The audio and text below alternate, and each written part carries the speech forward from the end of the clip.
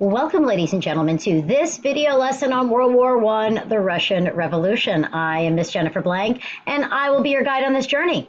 All right, as you can see by the little meme I've got up there, History of Russia summed up, it got worse. So, all aboard the Hot Mess Express. Here we go. So, this was a long time coming, the Russian Revolution, because what you have to understand is Russia was an hereditary monarchy at this point, and the monarchy was dying a slow, painful, horrible death. The Russian Revolution would be pulling the proverbial plug, but there was a lot that built up to that. So let's give you some context a little bit. So Russia was late to the Industrial Revolution party. Okay, they finally entered it in the early 20th century. Peter the Great started this process of trying to westernize. Catherine the Great continued it, and then later on, you get a full-fledged push into industrialization, and this push was going to come from the czars. They recognized that they could not adequately defend against European imperialism and European aggression without modernizing and industrializing. So they finally began to do this, but as with everything in the Industrial Revolution, things went well for some people and not so well for others. So the conditions for workers were absolutely horrific. They were just terrible. So you got 11.5-hour days. You lived in a shared, like what they call the hovel, which is basically like a tenement or like a really bad hostel with 10 other people. You couldn't strike. You couldn't have unions, and you had no contact with your employer. Basically, the people you had direct contact with were the overseers or the supervisors who would beat you into submission when you weren't making your quotas and working constantly and basically working yourself to death, quite literally. So the Industrial Revolution, even though it's good to industrialize, it did not go well for the workers. It was just absolutely miserable endeavor.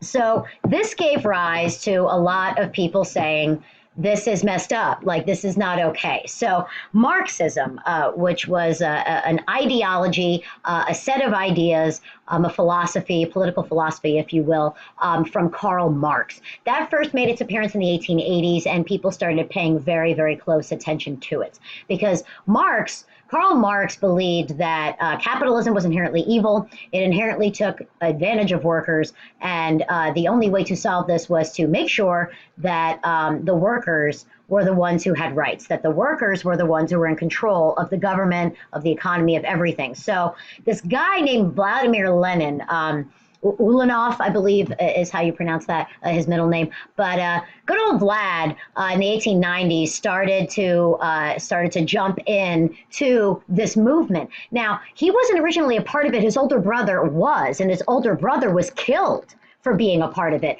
And Lenin was so angry about this entire thing that he got directly involved and became a leader of the movement himself. So this family history for Lenin is going to play a really important role in just how and why he became the leader of the Bolshevik Revolution, as the Russian Revolution is otherwise called. Like I said, he was influenced by the execution of his brother, and he believed that revolution was necessary in order to have change. So there's Vladimir Lenin. He's kind of a severe-looking guy. Like, he kind of looks like you don't want to mess with this guy. Like, he looks angry. He's a But that's Vladimir Lenin there. A little nice little picture for you. All right. So what did he want to do? He wanted to build up the party quick, and he wanted to convince everybody that it was time to rise up and revolt and take the power back. Take the power from the elite and the people in control who were abusing and manipulating and exploiting the working class. So he said, let's revolt. There were a lot of people who were like, no, Lenin, dude, calm down. Like, just chill out. This is not the way to go. This is a bad idea. So there was a party conference in Brussels in 1903, and also in London. The majority of delegates did support his plan, and they were called the Bolsheviks, or in English that would be the majorityites, the people who were in the majority. All right, so Lenin, because of this, the czars found out about this, decided this would be a massive threat to their power, which it was, and they said, you're in exile, go, off with you, go to exile. So Lenin was set in exile for quite a while, but he does come back. And when he comes back, that's when the revolution is really going to take off. So without him in Russia, the movement was dominated by the minorities or the Mensheviks, and they opposed his violent revolution. So and because they opposed it, nothing really happened. There wasn't really good organization. So nothing really went anywhere. Plus, on top of this, you've got 90% of the population were peasants, and they were poor, and it was just horrible for them. And Russia had just lost its war with Japan between 1904 and 1905, the Sino-Japanese War. So that was, the Russo-Japanese War. So that was not good times for them. So the Tsar's response to this revolutionary sentiment, they were starving the Russian people, because 90% of them are peasants, and they're all poor, and they're all starving. So they come to the Tsar's palace, and they're asking for bread. Please give us just bread, just something we can eat, because we are hungry. And can we please have an 8-hour workday? And the military said, no, bang, bang, and just fired, massacred a bunch of them.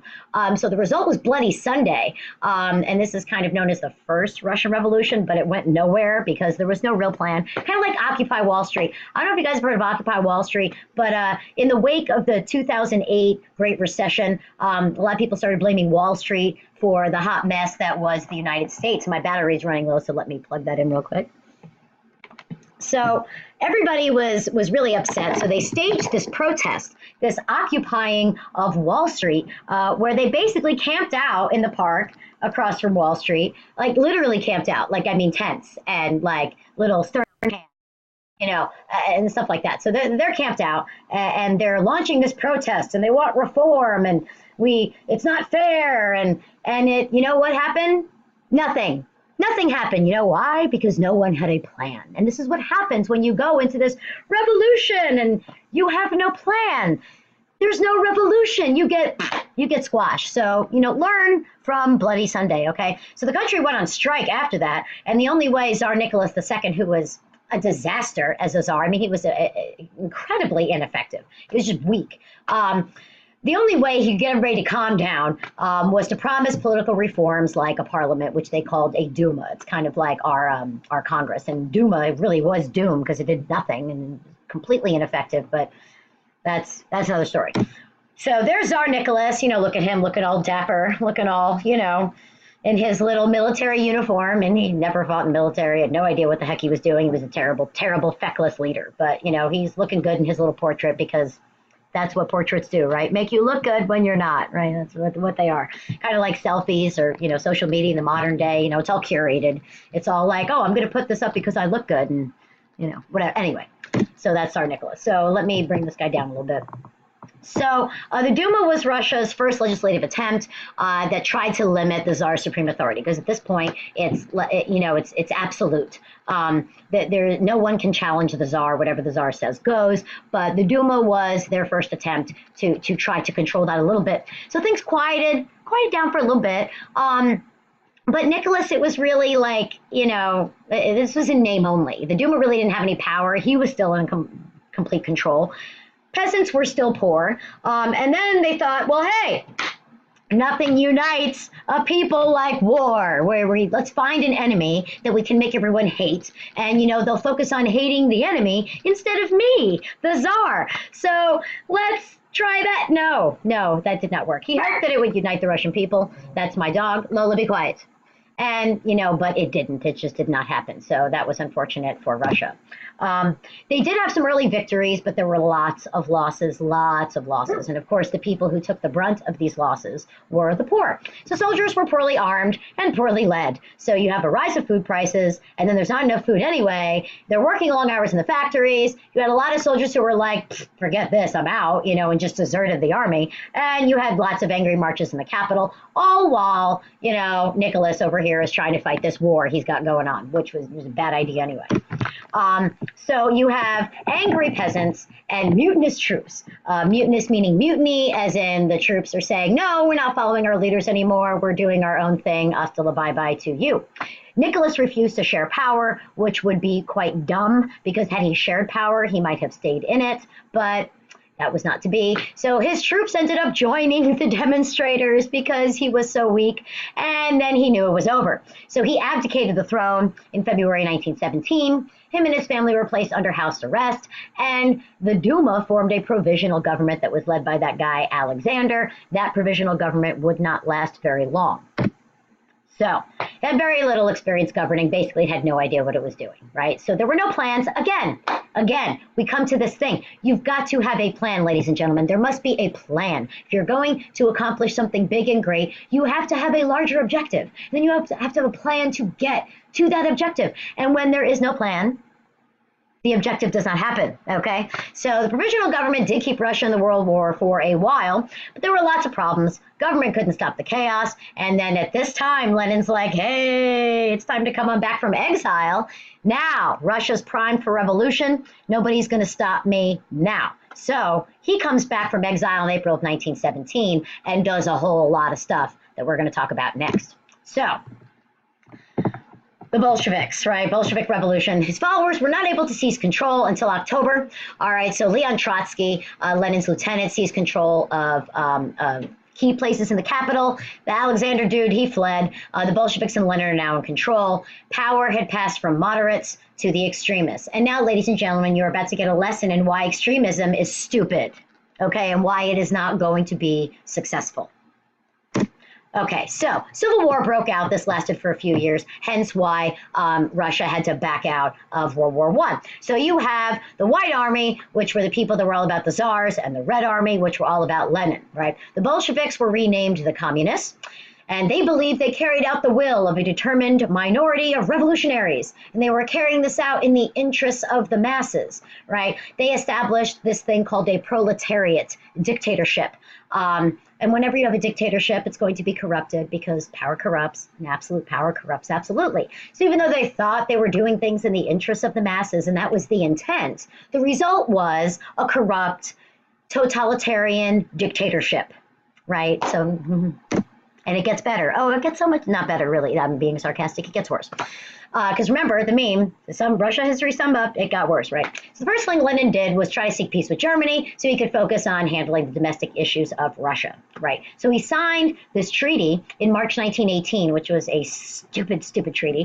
So he gave away a quarter of Russia's territory, a quarter.